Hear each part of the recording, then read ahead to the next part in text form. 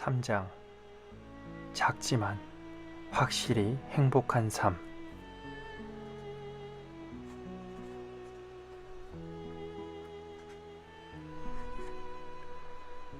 요즘 심플한 삶에 대한 키워드가 자주 등장하고 있습니다. 심플한 삶을 열망하는 사람들은 자신의 행복을 위해 단순한 것의 가치에 비중을 두고 살아갑니다.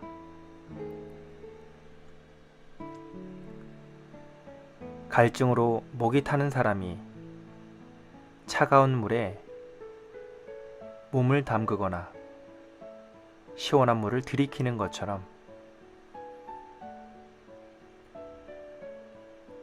복잡 다단한 현대 생활에 지친 영혼은 단순함을 꿈꿉니다.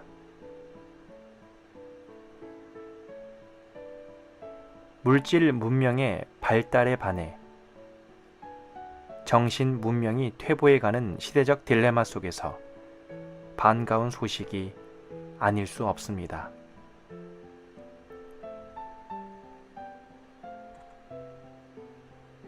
도미니크는 심플하게 산다라는 책에서 다음과 같이 말했습니다. 심플한 삶은 아름답다. 심플한 삶은 적게 소유하는 대신 사물의 본질과 핵심으로 통한다. 심플한 삶은 문제를 해결해준다. 너무 많이 소유하려는 것을 멈추자. 그러면 자신을 덜 보는데 더 많은 시간을 할애할 수 있다. 필요한 물건보다 더 많이 소유하는 것은 곧 새로운 불행을 짊어지는 것이다.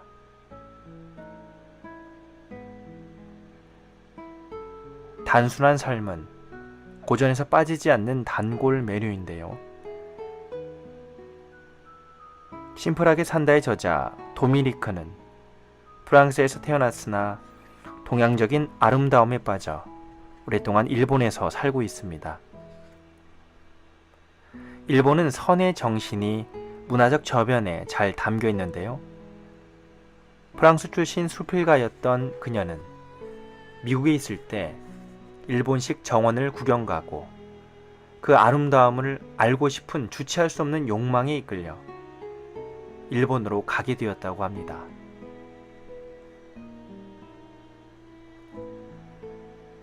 일본에서는 단순함을 버리고 단순함의 정신을 단살이라고 하는데요. 불필요한 것을 끊고 버리고 집착에서 벗어나는 것을 지향하는 삶의 방식을 의미합니다. 예전에는 가격 대비 성능비를 의미하는 가성비의 시대였습니다. 근래 들어서 가심비라는 말이 등장했는데요. 싸면 좋다는 가성비의 관념에서 심리적인 만족감까지 더해진 말입니다. 효율을 중시하던 마인드에서 실질적인 효과의 측면까지 고려하는 경향이 더해진 것입니다. 서울대 소비 트렌드 분석 센터에서 펴낸 트렌드 코리아 2018에서는 가심비를 가격 대비 마음의 만족을 추구하는 것으로 정의했는데요. 그 내용을 더 살펴보겠습니다. 가심비는 가성비의 주관적, 심리적 특성을 반영한 개념이다. 가성비의 초점이 상품의 가격과 객관적 성능에 있다면 가심비의 초점은 소비자가 해당 상품으로부터 무엇을 얻었는가 하는 주관적 판단에 있다. 이 주관적 판단은 마치 위약, 플라시보처럼 정확하지도 일관되지도 않기에 가심비에 입각한 소비를 플라시보 소비라고도 부를 수 있다. 소비가 주는 위약 효과는 특히 소비자 안전에 대한 심리적 불안을 잠재워 줄 때, 소비자가 사랑하는 대상에 대해 지출할 때, 소비자의 스트레스를 해소해 줄 수 있을 때 극대화되어 나타난다.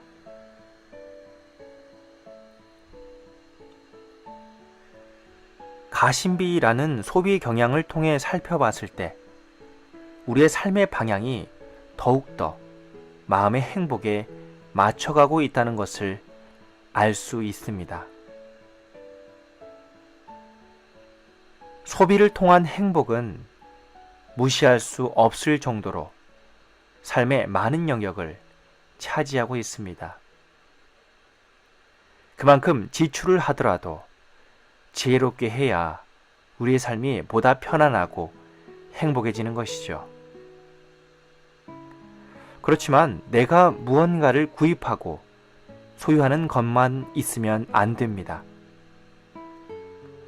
소비적 차원이 아니라 기존에 갖고 있는 것들을 잘 활용하고 삶을 풍요롭게 가꿔가는 관점에 대해서도 생각해 봐야 합니다.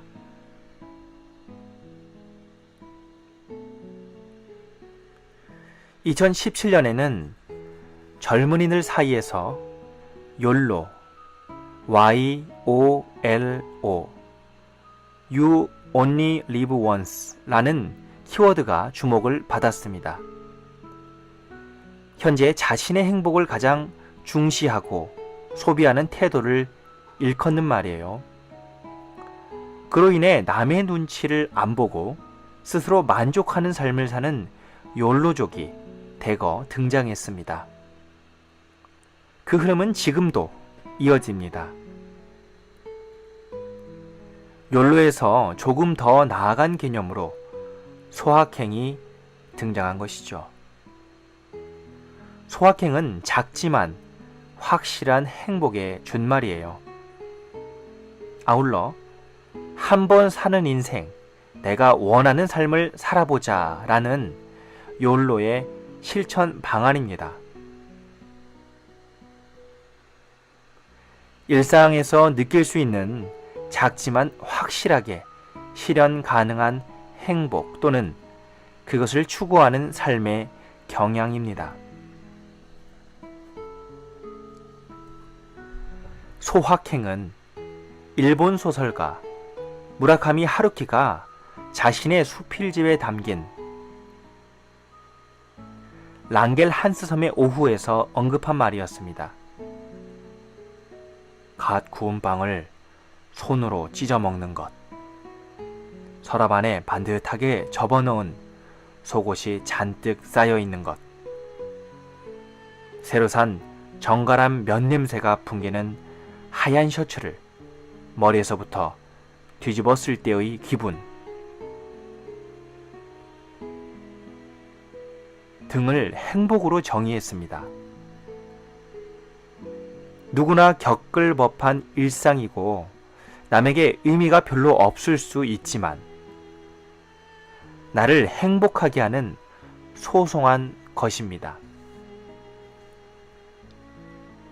취업, 결혼, 해외여행, 좁은 집과 고급 차 등 보이는 것들의 물질적 가치는 크지만 그것의 성취는 불확실합니다. 불확실한 것을 좇기보다는 작지만 성취하기 쉬운 일상의 소소한 것들을 추구하는 편이 낫습니다.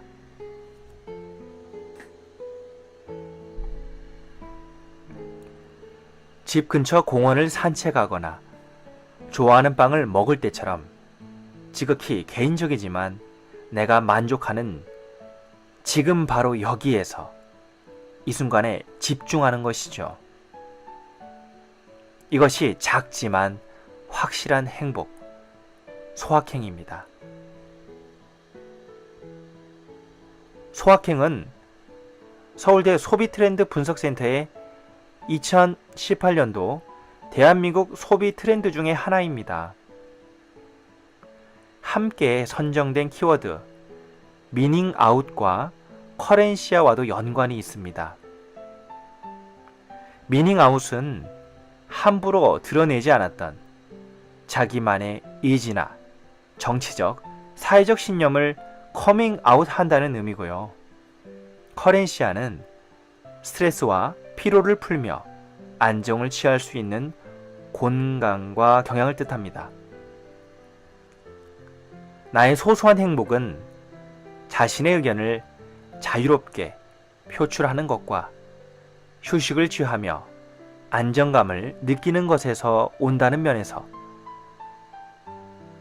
연결고리를 찾을 수 있습니다.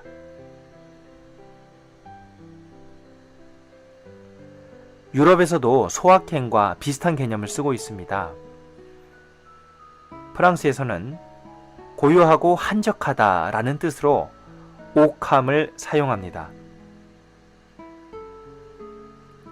즐겨야 한다는 압박에서 벗어나 평온을 추구하는 태도죠. 스웨덴에서는 딱 좋다, 적당하다 라는 의미로 라곰을 쓰는데 과하지도 부족하지도 않은 것에 기뻐하고 만족하는 태도입니다. 덴마크에서도 휘게라는 말로 편안함, 안락함을 표현하고 있습니다. 가족과 친구와 함께하는 데서 오는 안락함이나 혼자만의 여유 등에 만족하는 행복을 의미합니다. 그렇다면 불교에서는 행복한 길을 어떻게 안내하고 있을까요? 행복을 위해서는 채우는 것보다 비우는 것이 중요하다고 합니다. 행복은 성취라기보다는 지금 현재 주어진 것에 만족하고 나 자신을 온전히 사랑하는 것이기 때문이에요. 고통은 행복을 가로막는 장애물입니다. 고통만 걷어내면 우리는 행복할 수 있습니다. 고통의 원인을 제거하면 되는 것이죠. 집착과 탐욕을 내려놓으면 됩니다. 필요 이상의 것을 소유하고 이루고자 하는 것은 욕심입니다. 그렇기 때문에 소유하지 못함과 이루지 못한 것에 대해 괴로워하는 것이 우리들의 일반적인 모습입니다. 사실 행복은 우리 가까이에 있습니다. 지금 바로 여기에서 행복할 수 있죠. 욕심만 내려놓으면 됩니다. 지금 내가 소유하고 있는 것에서부터 출발하십시오. 불필요한 것을 필요 이상으로 갖고 있는 것은 아닌지 한번 살펴봐요. 그리고 내가 갖고 있는 그것이 나에게 정말 필요한 것인지를 돌이켜 생각해봐요. 현재의 소유물을 정리하고 잠재적 소유욕만 내려놓아도 마음은 한결 편해집니다. 그로 인한 고통은 화로 위의 눈송이처럼 사라질 것입니다. 내가 머무는 공간에도 정돈이 필요합니다. 어지럽혀진 방에서 충분한 휴식과 안정을 취할 수 없기 때문이죠. 내 주변을 정돈하고 깔끔히 정리하는 것만으로도 그 공간이 갖고 있는 에너지 상태가 많이 달라집니다. 크게 돈과 힘을 들이지 않아도 내 주변을 정리하면 쉽게 행복해질 수 있습니다. 더 나아가 고통을 부르는 집착하는 마음을 내려놓는 방법에 대해서도 생각해봐요. 불교에서는 보통 소유에 대해 엄격한 잣대를 둡니다. 베풀고 나누어 자신의 소유를 없게 하라는 것입니다. 이 몸뚱이마저도 내 것이라는 집착을 하지 말라고 합니다. 곧 무소유의 정신이에요. 하지만 아무것도 소유하지 않는 것이 무소율의 실천은 아닙니다. 내 것만이 아니고 우주의 것이며 인류와 자연 모두의 것이라는 마음가짐을 갖는 것입니다. 내 소유를 살피고 자기 자신을 돌아보는 것이 무소유를 실천하는 길입니다. 내가 갖고 있는 것을 효율적으로 쓰고 아끼고 사랑하는 거예요. 소유하지 말자는 것이 아니라 그것을 더 가치 있게 사용하고 서로 나누자는 가르침입니다. 소유를 에너지의 관점에서도 볼 수 있습니다. 존재하는 모든 것은 고유의 파장을 갖고 있기 때문이죠. 음식, 옷, 컴퓨터, 스마트폰, 이불, 책, 책상 등등 여러 가지 물건은 에너지로 존재하고 고유의 주파수를 갖고 있습니다. 자신의 주파수를 방출하고 다른 것을 수용합니다. 같은 물건이더라도 어떤 위치에 어떻게 놓여 있느냐에 따라 에너지 상태가 다르며 다른 파장이 나옵니다. 따라서 나의 마음을 편안하게 하고 정신이 산만해지지 않도록 그 파장을 조정해야 합니다. 신경이 자꾸 쓰이고 불편함을 주는 배치는 바꿔야 합니다. 없어도 될 물건들은 버리는 것이 좋습니다. 나를 복잡하게 하는 파장을 주는 물건은 없는 편이 낫습니다. 무엇을 소유하고 채우느냐보다 갖고 있는 것을 어떻게 정리하고 비우느냐가 더 중요합니다. 이러한 습관이 몸에 배면 매사에 더 신중하게 되고 더 안정감을 가질 수 있습니다. 자신의 물건을 정리하고 정돈하는 것은 곧 자기를 성찰하는 길입니다.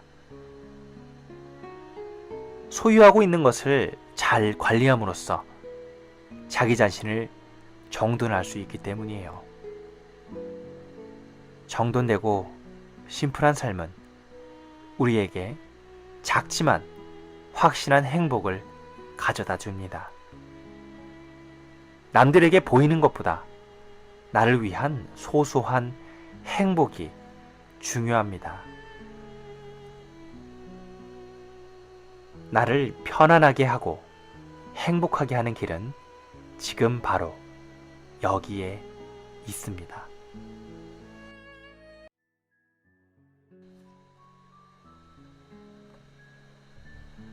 제목: 여행을 떠나는 기분으로 살아요.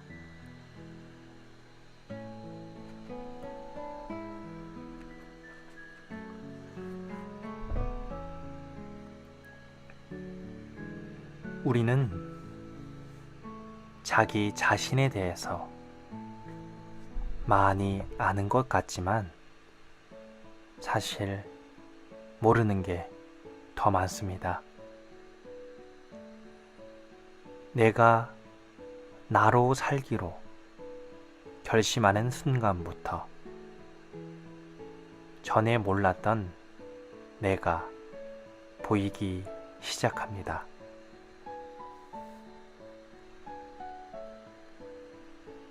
세상 그 누구보다 자기를 잘 아는 존재는 자기 자신이니까요. 단지 그동안 바쁘다는 핑계로 관심이 덜했을 뿐입니다. 철학자 니체는 우리에게 어떻게 살아야 하는지 얘기해 줍니다. 인생을 최고로 여행하라. 어떤 일이든 다시 시작되는 내일의 나날에 활용하고 늘 자신을 개척해 가는 자세를 갖는 것이야말로 인생을 최고로 여행하는 방법이다.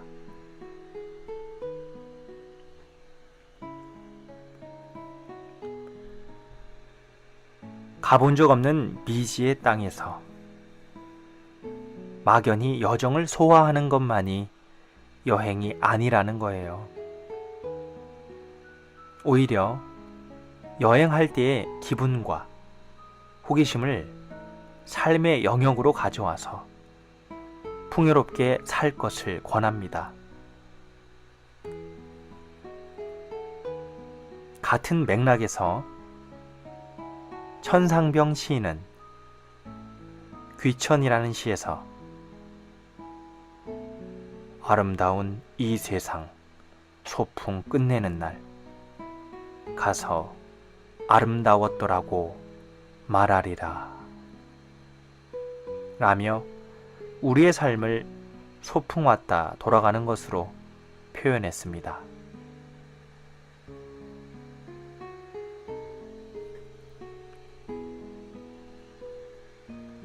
살다 보면 일이 잘 풀릴 때도 있고 안 그럴 때도 있습니다. 잘 되면 내 덕분이고 안 되면 남 때문으로 여긴다면 당장 마음은 편하겠죠. 하지만 자신의 삶에는 결코 도움이 안 됩니다. 잘 되든 안 되든 남 탓하지 않고 그 원인과 결과를 자신에게 돌려야 합니다. 나 스스로 선택한 길을 걸어간 것이니까요. 실패하더라도 그 누구를 원망하지 않습니다. 내 생각과 선택을 존중하며 결과에 책임지면 됩니다. 그래야 삶의 주인 노릇을 하는 것이니까요. 자기 주도형 인생을 살아가는 거예요. 세상이 나를 어떻게 보든 너무 신경 쓰지 않으면 좋겠습니다. 더 중요한 것은 내가 나 자신을 어떻게 보느냐입니다. 남보다 자신에게 부끄러울 것을 염려하고 남보다 자신에게 당당해야 합니다. 자기에게 진실하기 바랍니다. 무엇을 하고 싶은지, 어떻게 살아갈지 내 안에서 답을 찾아보세요. 다른 사람에게 물어보고 결정하지 말아요. 물어보고 참고할 수는 있겠죠. 하지만 결정권을 타인에게 넘기지 말아요. 굳이 남의 동의를 구할 필요 없습니다. 인생에는 정답이 없고 남이 대신 살아주는 게 아니니까요. 내가 선택하고 내가 책임지면 됩니다. 선택을 계속 미루고 있다면, 뭘 해야 할지 고민이라면 한번 생각해 보세요. 내가 책임지기 싫어서 생각과 결정을 회피하는 건 아닌지를요.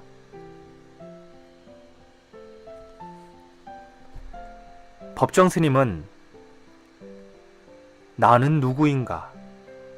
이 원초적인 물음을 통해서 늘 중심에 머물러야 한다.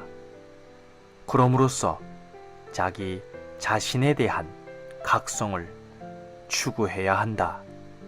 라고 했습니다.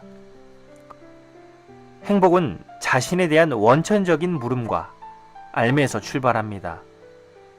내면 깊은 곳에 근본적 욕구를 알고 충족하는 삶이라야 만족할 수 있습니다.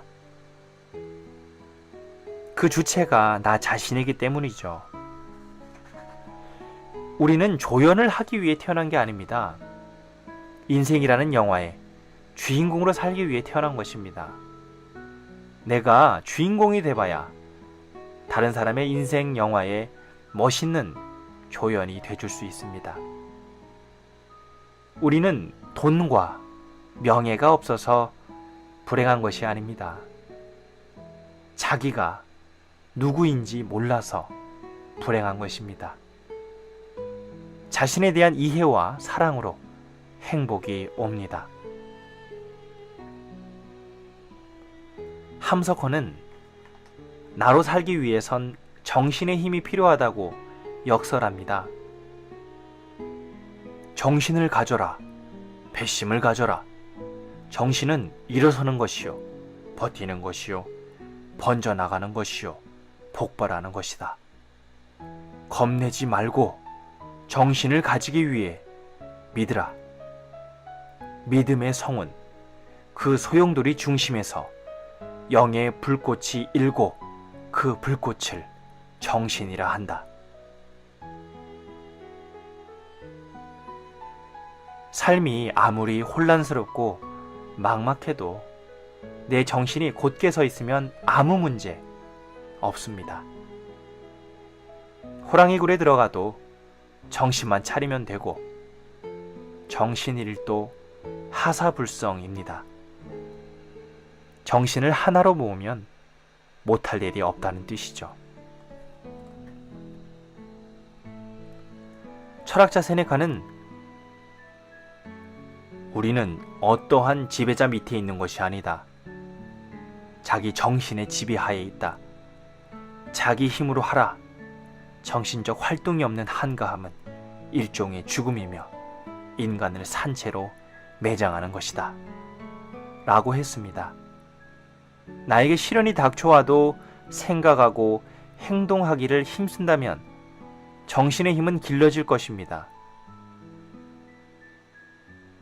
힘있게 살아가기 위해선 위대한 정신의 힘이 있어야 합니다.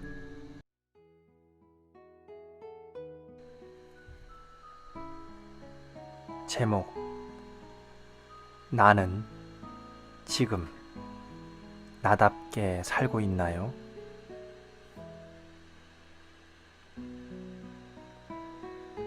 나다운 것은 무엇일까요? 나를 알아간다는 것은 즐겁고 신나는 일이지만 쉬운 길은 아닙니다. 포기하고 싶어질 때도 있을 겁니다. 그렇다고 우울해지는 말아요. 가능한 한 행복하게 살고 현재를 즐기십시오. 마음껏 웃고 이 순간을 온몸으로 느끼면서 즐기는 거예요.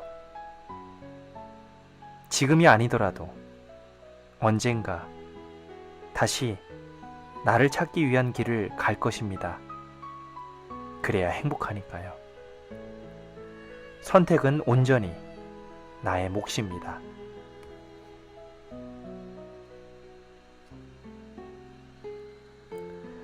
나답게 살기 위해서는 선택을 해야 합니다.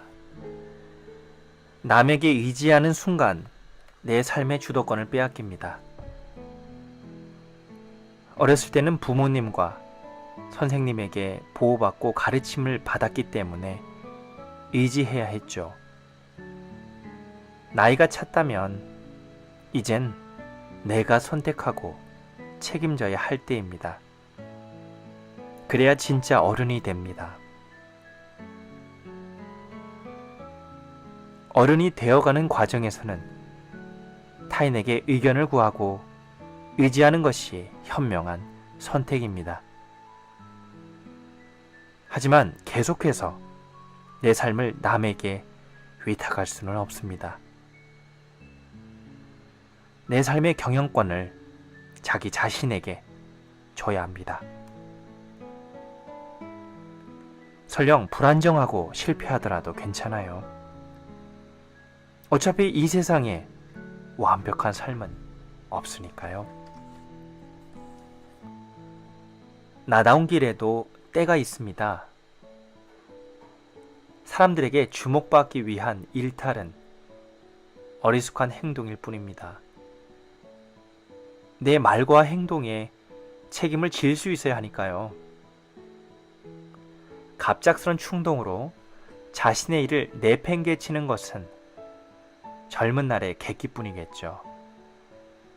내가 원하는 것이 무엇인지를 알고 충분히 생각하며 신중하게 결정해야 합니다. 판단이 섰다면 과감하게 추진하세요. 이 사람, 저 사람 눈치 볼 필요 없습니다. 결정적인 순간에 우유부단하지 말아야 합니다. 쇳불도 단김에 빼는 법이니까요. 선택으로 말미암아 손실되는 가치는 있을 수밖에 없습니다.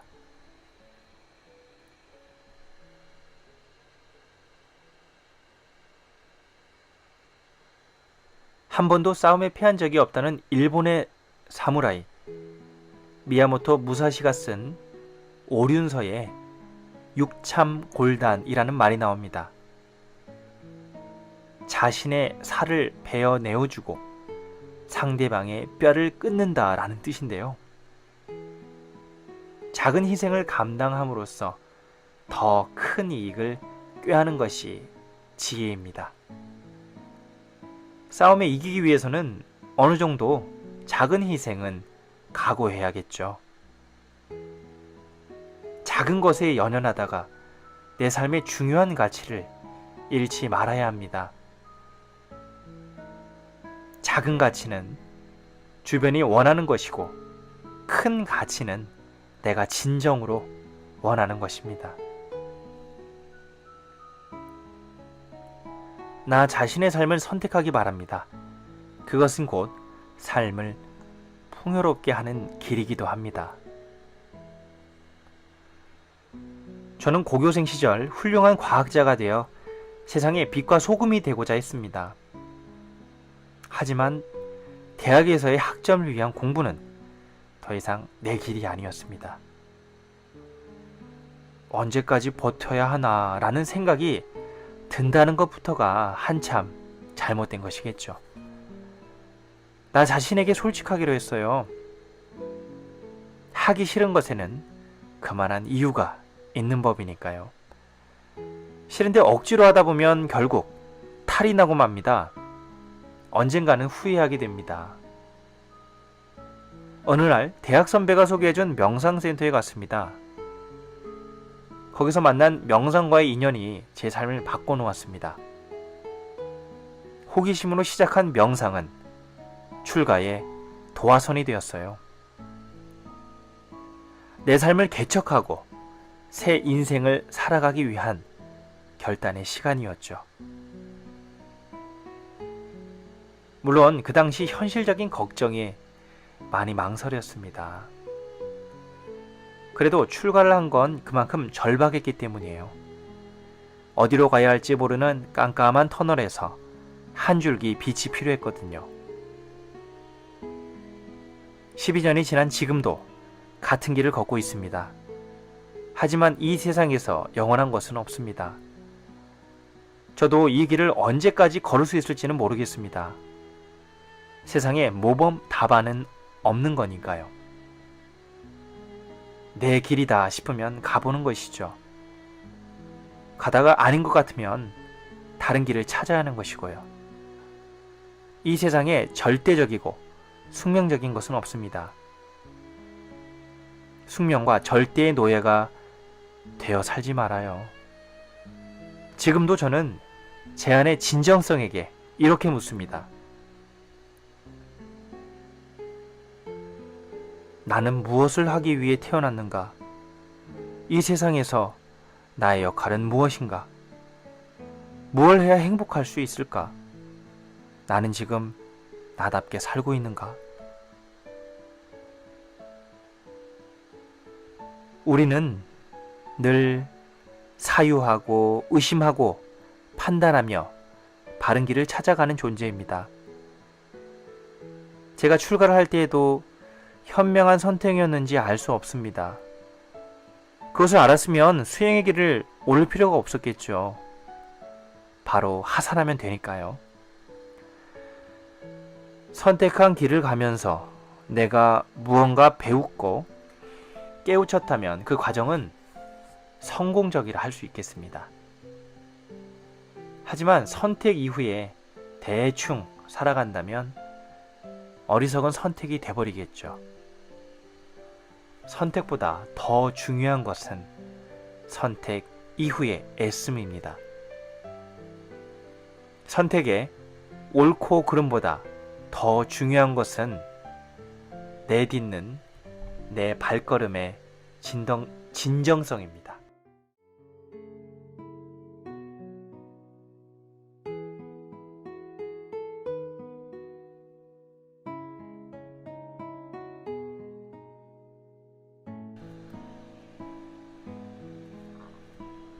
제목: 자존감은 내가 나를 아는 만큼.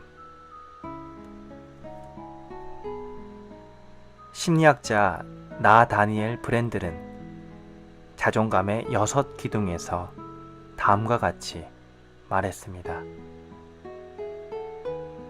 이렇게 혼란스러운 시대에는 자신의 정체성과 능력, 가치를 분명히 아는 강인한 자기가 필요하다. 문화적 합의는 무너졌고 중요한 역할 모델은 찾아볼 수 없다. 공적 헌신을 고취하는 일도 드물고 오래도록 변함없던 삶의 특징들은 급변한다. 역사적으로 볼 때 자기 자신을 모르거나 불신하는 위험한 시대이다. 외부에서 안정을 찾을 수 없다면 스스로 자기 내면에서 만들어내야 한다. 따라서 자존감이 낮은 사람들에게는 특별히 힘든 시대이다.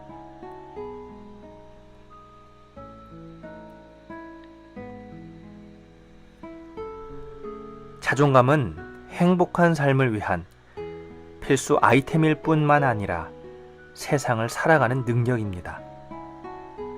안의 세계와 밖의 세계가 긴밀하게 연결되어 있으므로 내 안의 자존감이 외부 활동에 동력으로 작용하는 것입니다. 자존감은 나를 존중하는 태도이자 사랑의 감정입니다. 자신이 사랑받을 만한 가치가 있는 존재로 여기는 마음이고요. 어떤 성과를 이루어낼 만한 능력이 있다고 믿는 마음입니다. 자기 정체성이 확립된 사람은 자존감이 높으며 높아진 자존감은 자기에 대한 확신과 신뢰를 더욱 강화합니다.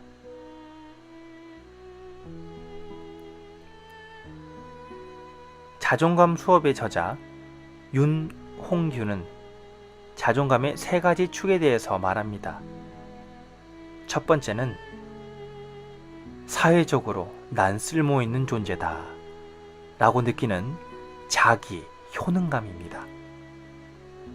두 번째는 내 인생을 스스로 선택하고 있다 라고 느끼는 자기 조절감이며, 세 번째는 자기가 속한 관계 안에서 안정을 느끼는 자기 안정감입니다. 이 3가지 축이 고르게 잘 발달해야 자존감이 높아집니다. 자신을 사랑하는 정도도 자존감을 나타내며 3가지 축을 모두 포함합니다. 결국 자존감은 사회적으로 자기 역할을 충실히 하고 인간관계를 잘 맺으면서 자신이 결정하는 삶을 살아감으로써 강화됩니다. 자존감은 행복한 삶을 위한 필수 요소이며 나답게 살다 보면 자연스럽게 회복됩니다.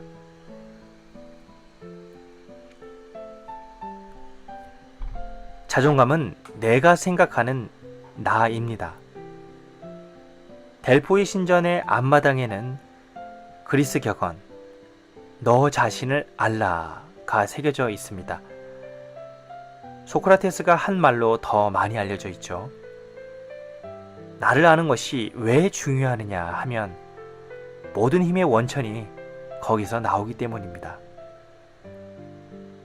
삶의 의미와 생각과 행동 모두가 나로 시작해서 나로 끝납니다. 우리는 기본적으로 남을 위해 살아가는 존재가 아니에요. 순전히 나를 위해 살아갑니다. 내가 있고 세상이 있지, 세상이 있고 내가 있는 것이 아닙니다. 하지만 우리는 수행과 신앙을 통해 개체적 자의식과 전체적 우주의식을 일치하려는 노력을 합니다. 그 과정에서 나의 자의식이 더 높은 차원으로 성장합니다. 이렇게 성숙한 의식 속에서는 남을 위하는 것이 곧 자신을 위하는 것이 됩니다. 남을 위하든 나를 위하든 서로 돌고 도는 에너지의 순환의 흐름이 생깁니다. 나와 남이 둘이 아니며 나를 위하는 것이 곧 남을 위하는 상태가 되는 것이죠. 따라서 나 자신에 대한 자존감이 높은 사람은 타인을 배려하고 사랑해 줄 수 있는 것입니다. 사랑과 삶 모두 자기를 아는 것에서부터 시작됩니다. 니체는 아침놀에서 자기 자신을 아는 삶에 대해 다음과 같이 말했습니다. 자신에 대하여 얼버무리거나 스스로에게 거짓말하며 살지 말라. 자신에 대해서는 늘 성실하며 자신이 대체 어떤 인간인지, 어떤 마음의 습성을 가지고 있는지, 어떤 사고방식과 반응을 보이는지 잘 알고 있어야 한다. 자신을 잘 알지 못하면 사람을 사랑함으로써 느낄 수 없기 때문이다. 사랑하기 위해, 사랑받기 위해 먼저 스스로를 아는 것에서부터 시작하라. 자신조차 알지 못하면서 상대를 알기란 불가능한 것이다. 법구경에는 자신을 채찍질하며 스스로를 일깨우라. 스스로를 지키고 삼가며 반성할 줄 아는 사람은 항상 행복하게 살 것이다. 자기는 자신의 주인이고 스스로 의지할 것이다. 그러므로 상인들이 착한 말을 조련하듯이 자기 자신을 잘 조련하라 라는 말이 나옵니다. 부다는 마지막 설법으로 자기 자신을 의지하고 등불 삼아 진리를 스승으로 삼으며 그것을 밝히는 삶을 살라. 자등명, 법등명이라고 했습니다.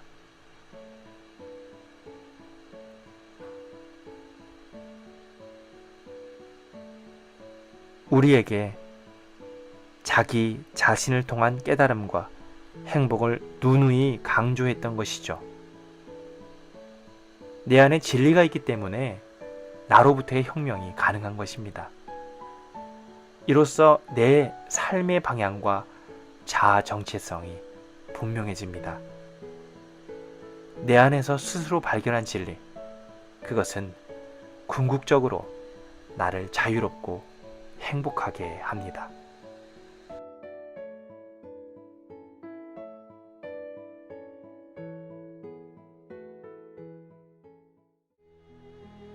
나답게 살기 위해 버려야 할 것들.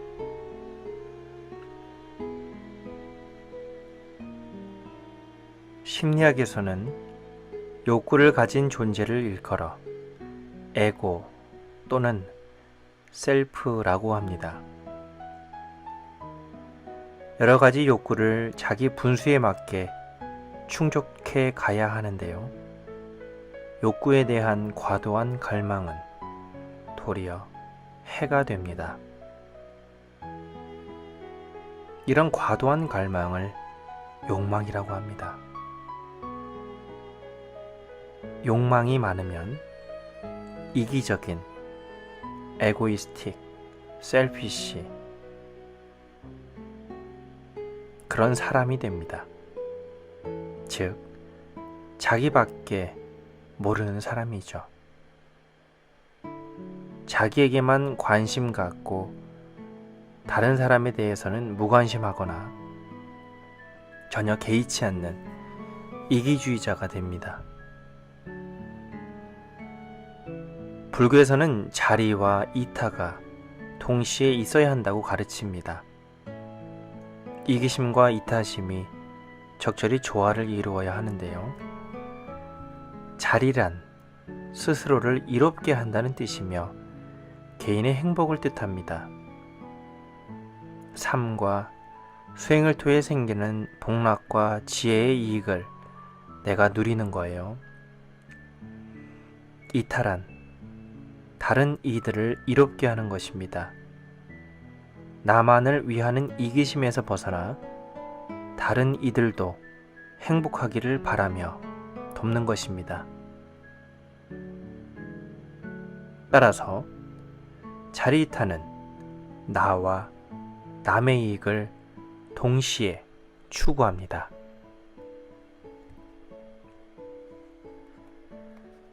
자리이타는 철학자 피터 싱어가 주장하는 효율적 이타주의와 비슷한 개념인데요.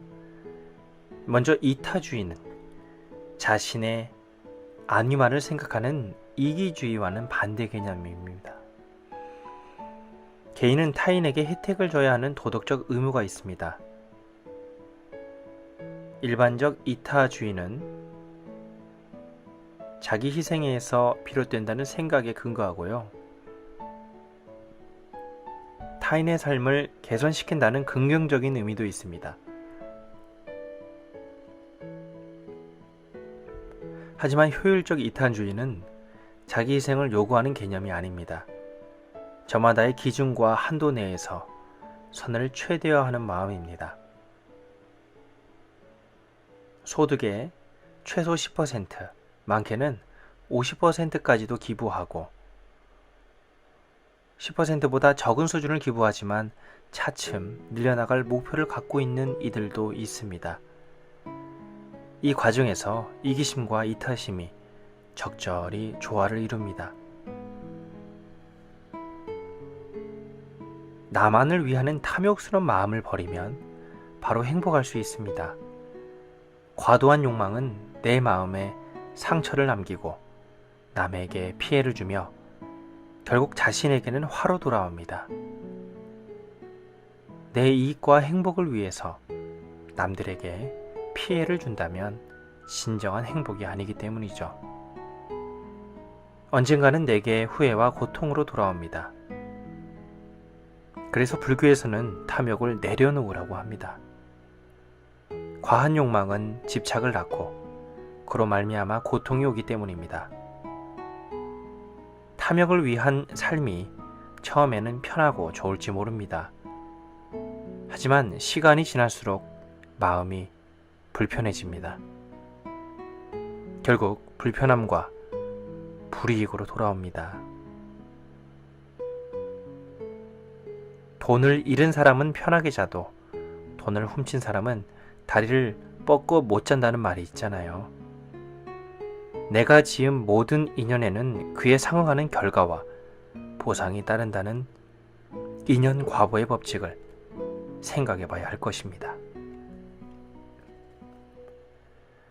나답게 사는 사람과 이기주의자는 전혀 다릅니다. 니체는 즐거운 지식에서 이렇게 말했습니다.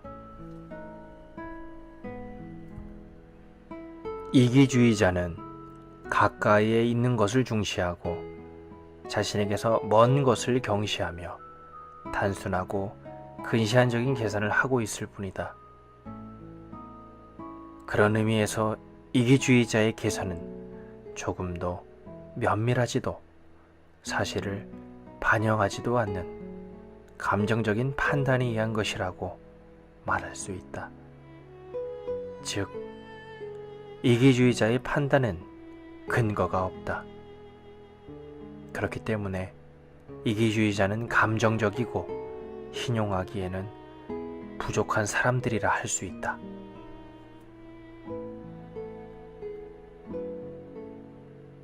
나답게 산다는 것은 자기 자신을 성찰하고 내면의 욕구에 반응하는 삶입니다.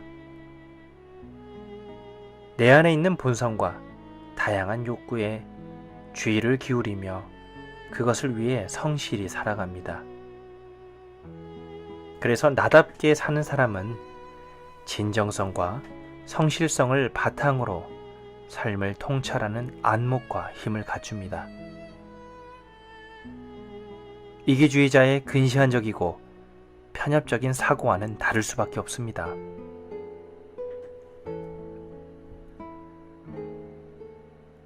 나와 남을 동시에 고려하는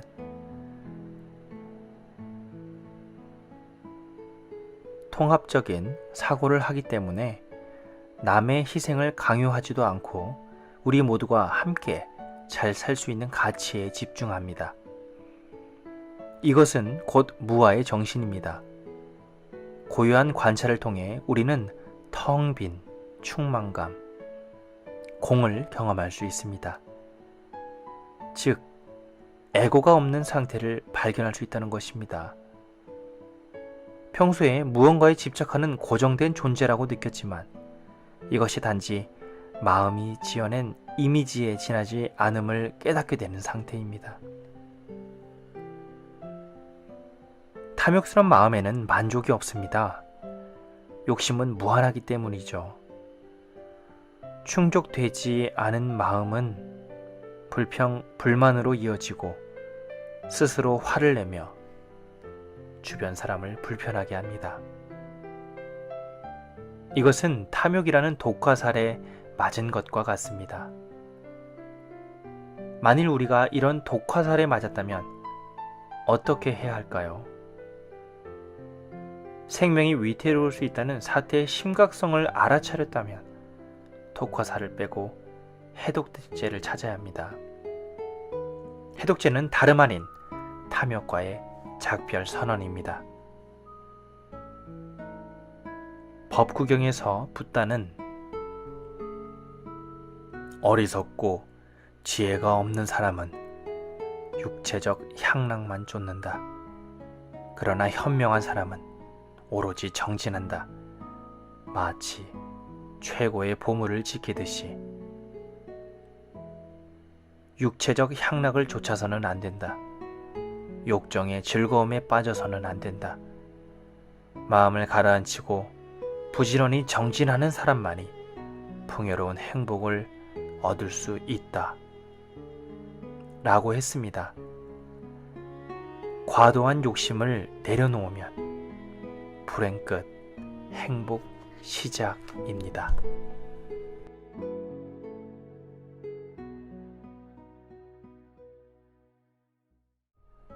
버리면 얻게 되는 것들.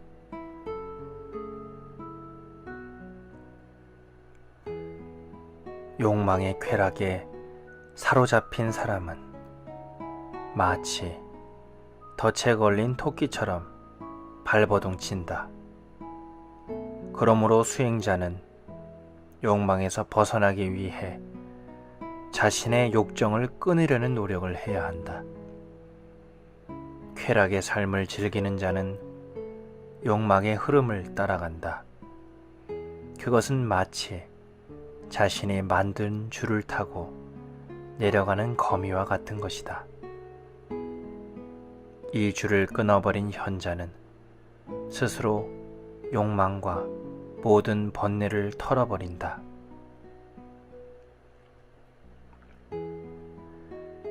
이것은 법구경, 애욕의 장에 나오는 붓다의 말씀입니다.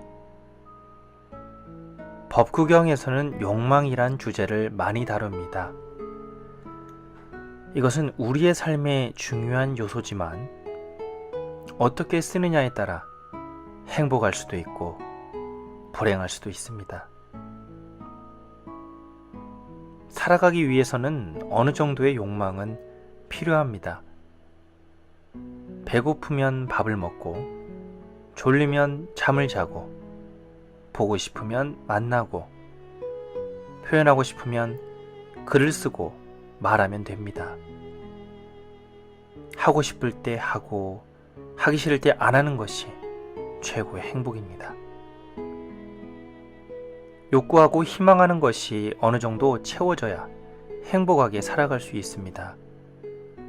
하지만 분수에 넘치는 욕망을 추구했을 때 삶은 어긋나기 시작합니다. 재물이나 지위, 관계 등등 내가 필요한 적당량만 갖추면 됩니다. 남들에게 과시하기 위해서는 필요 이상의 많은 것을 추구하다 보면 집착이 생기고 거기에서 고통이 발생합니다. 세상이 정해놓은 기준에 나를 맞추고 욕망을 충족시킨다고 해서 행복한 게 아닙니다.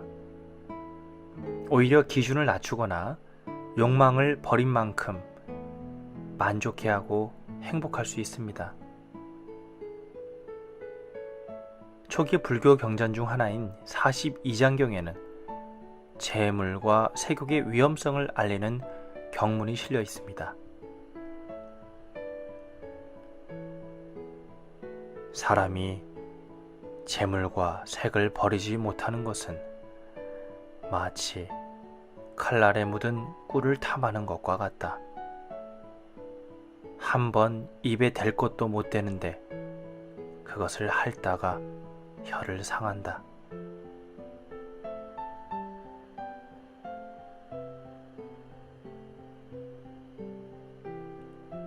모든 욕망 가운데서 성욕보다 더한 것은 없다.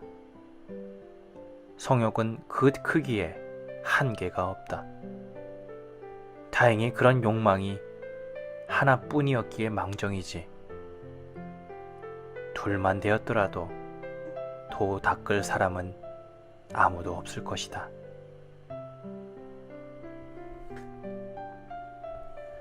붓다는 출가 전 왕자로서 누렸던 세속적인 쾌락에 대해서 회상하며 가르침을 줬습니다.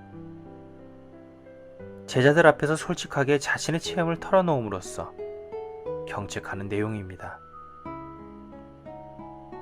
출가한 수행자와 그렇지 않은 사람들에게 똑같은 기준을 적용할 수는 없습니다.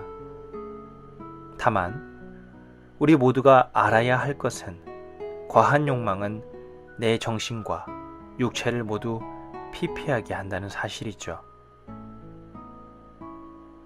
적당한 선에서 맺고 끊을 수 있는 마음의 기준을 세우기 바랍니다.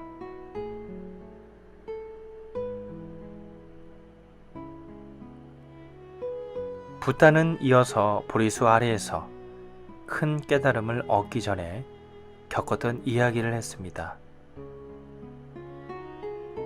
어떤 악마가 내게 미녀를 보내어 내 뜻을 꺾으려고 했다. 그때 나는 이와 같이 말했다. 가죽 주머니에 온갖 더러운 것을 담은 자여, 너는 무엇하러 내게 왔느냐? 물러가라. 내게는 소용이 없다.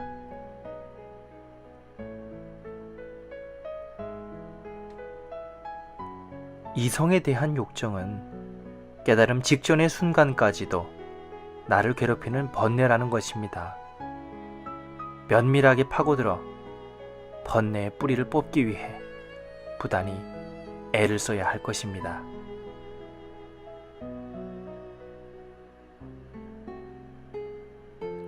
아울러 이성을 보고 불순한 생각이 들면 다음과 같이 생각하라고 했습니다. 나이 많은 여인은 어머니로 생각하고 손 위가 되는 이는 누림으로 생각하며 나이 적은 이는 누이 동생으로 여기고 보다 어린 이는 딸과 같이 생각하여 제도하려는 마음을 내면 부정한 생각이 일어나지 않을 것이다. 애욕으로 말미암아 걱정이 생기고 걱정으로 말미암아 두려움이 생깁니다.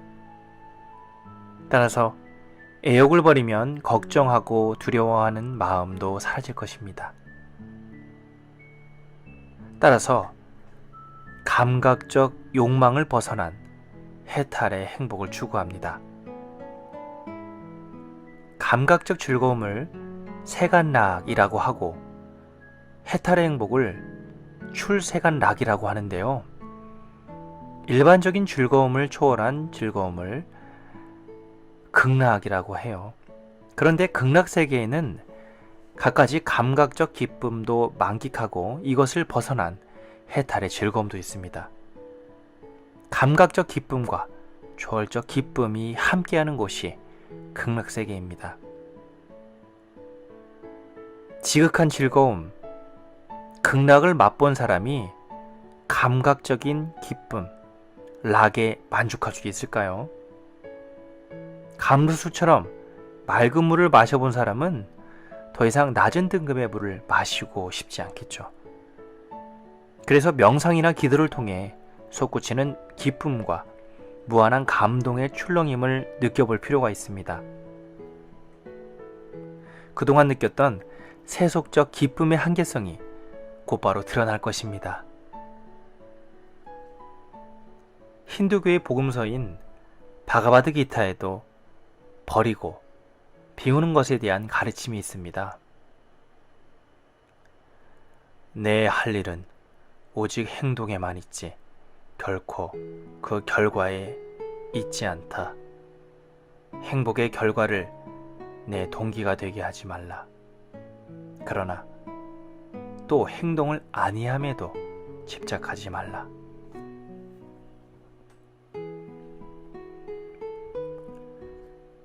결과에 집착하지 않는다는 것은 이미 욕망의 불길이 잠잠해진 것입니다. 마음에 욕심이 없기 때문에 결과에 초연할 수 있습니다. 욕심 가득한 마음에서는 결과에 대해 기대하는 마음이 크기 때문에 걱정하고 불안해합니다. 반면에 어떤 결과가 오든지 다 받아들이겠다는 마음에서는 걱정과 불안이 들어올 틈이 없습니다.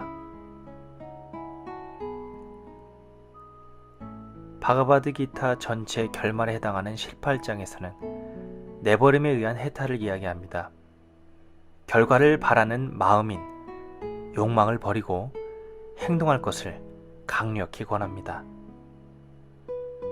성자들은 애욕으로 인해 일어나는 모든 행위를 그치는 것을 복이라 알았고 모든 행위의 열매를 내버리는 것을 내버림이라 했느니라.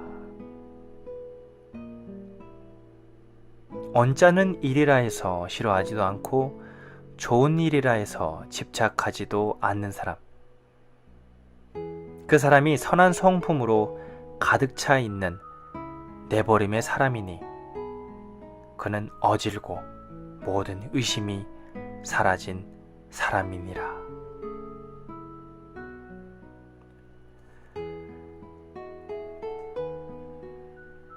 힌두교에서는 내버림을 통해 해탈을 얻은 자유인을 아뜨만, 참나라고 합니다. 선불교에서 강조하는 내가 곧 부처다와 비슷한 경지입니다. 개념의 차이는 있으나 내 안에서 발견한 궁극적 깨달음의 경지라는 의미에서는 동일합니다. 인도의 철학자 라다크리슈나는 다음과 같이 말했습니다. 인간의 참 행복은 외적 물건을 소유하는 데서 오는 것이 아니다. 그보다 높은 혼과 마음의 고상한 것을 충족시켜 가장 깊은 속에 있는 내적인 것을 발전시켜가는 데 있다. 고통스럽고 억압당하는 것 같지만 결국에는 우리를 즐거움과 자유에 이르게 한다. 우리는 지식과 덕행의 행복에서 영원한 평안과 환희에 이를 수 있다. 즉, 영적 환희이다. 그때 우리는 지극히 높은 자아와 만물과 하나가 된다. 어떻게 살아갈 것인가?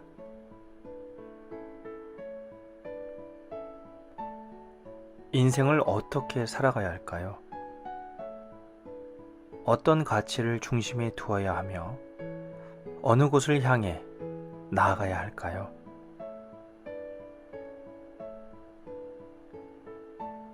진로를 고민하는 사람이라면 할 수 있는 질문입니다. 어떻게 살아갈지 확신을 갖고 있다가도 며칠 후에 전혀 갈피를 못 잡거나 헷갈릴 수도 있습니다. 그렇다고 너무 조바심 낼 필요는 없습니다. 또 다시 찾아가면 되니까요. 책갈피를 잃어버렸더라도 되돌려 읽다 보면 책의 맥락과 흐름을 다시 찾아낼 수 있으니까요. 애당초 정답은 없습니다. 지금 나에게 맞는 최선의 답을 찾을 뿐입니다. 설령 최상의 답을 찾았어도 실천하지 않으면 말짱 도루묵입니다.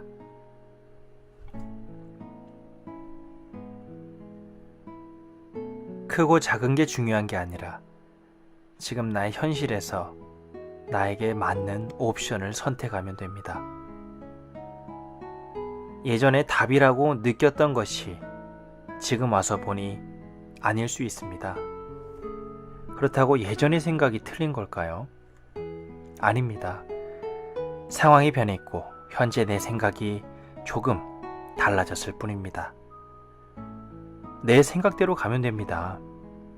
틀릴 수도 있지만 그럼에도 불구하고 자신을 믿고 따라가 보는 거예요.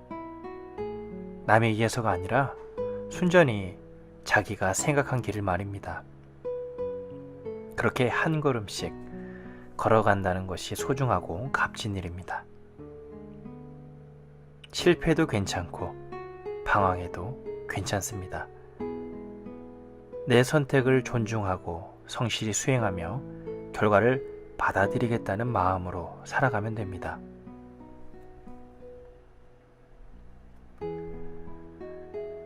레오 버스카글리아는 살며 사랑하며 배우며에서 말했습니다. 희망을 갖는 건 실망이라는 위험을 감수하는 일이다.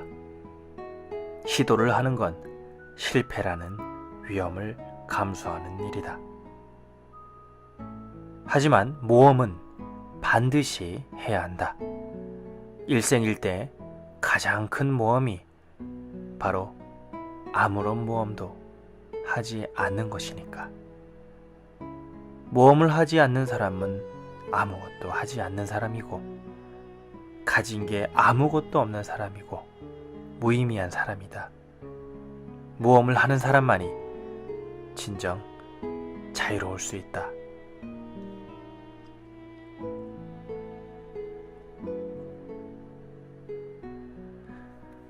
모험을 하지 않는 게 가장 큰 모험이라고 합니다.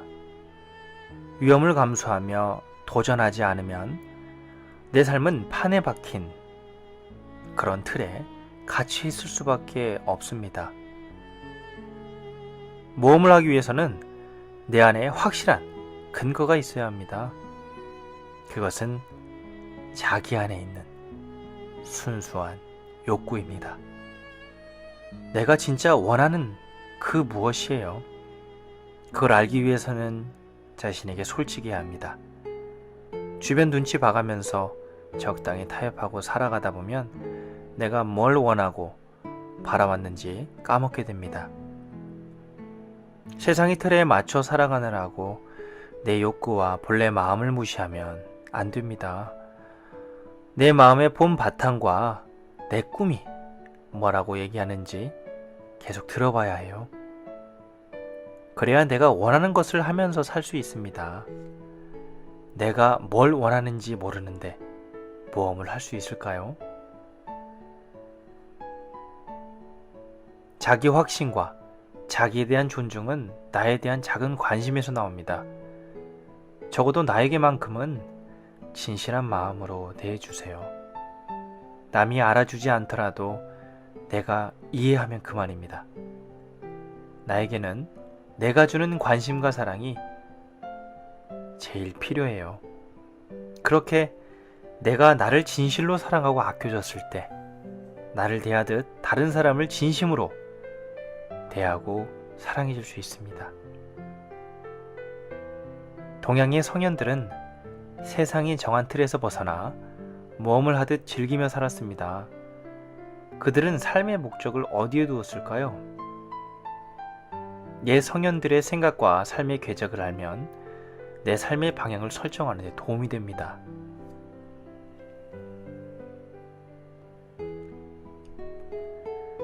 먼저 장자를 만나보겠습니다.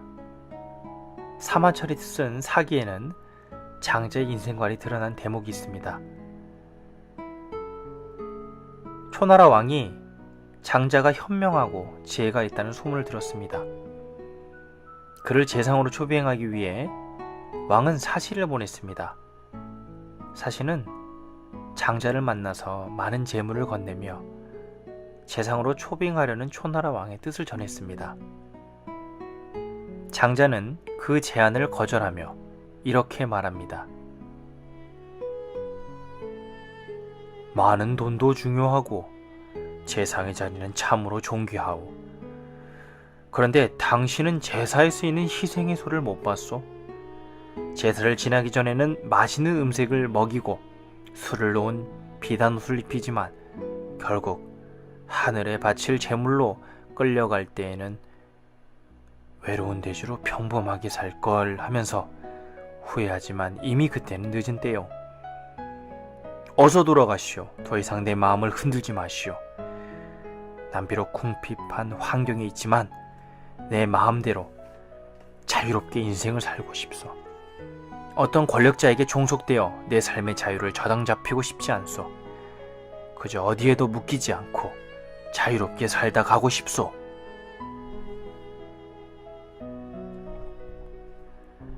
장자는 자신의 영혼을 존중하며 자유롭게 살다 간 인물이었습니다. 훌륭한 능력이 있었지만 권력에 종속당하지 않았습니다. 그는 자발적으로 선택했습니다. 그는 능력이 없어서 은둔 생활을 한 게 아니었습니다. 자유의지로 그 길을 선택했습니다. 사신과의 대화 속에서 등장한 외로운 돼지, 고도는 자신을 비유한 말입니다. 남들이 보기엔 외롭고 하찮은 돼지 한 마리일 수 있습니다. 그러나 자유로운 정신을 가진 그는 누구에게도 종속되지 않고 자기답게 살아가는 존재입니다. 그래서 그의 삶은 아름답고 찬란합니다. 재물과 명예를 위해 자신의 영혼을 팔지 않은 위대한 정신의 소유자인 것이죠. 조선의 성리학자 퇴계이항은 대학과 중흥에 나오는 신독을 평생토록 신조로 삼았다고 합니다. 신독이란 혼자 있어도 도리에 어긋남이 없도록 스스로를 삼간다 라는 뜻인데요. 유학에서 말하는 개인 수양의 최고 단계입니다. 이와 관련해서 중흥에서는 숨겨져 있는 것보다 더 잘 보이는 것은 없고 아주 작은 것보다 더 잘 드러나는 것은 없다 라고 합니다. 남들이 보든 안 보든 괴념치 않고 인격을 도야하는 사람에게는 삶이 수행이고 수행이 곧 삶입니다. 삶 전체를 자기 수양으로 삼아 누가 보든 안 보든 자기만의 수행을 이어나갑니다. 모든 것이 수행 공간이고 만나는 모든 사람이 수행을 도와주는 벗입니다.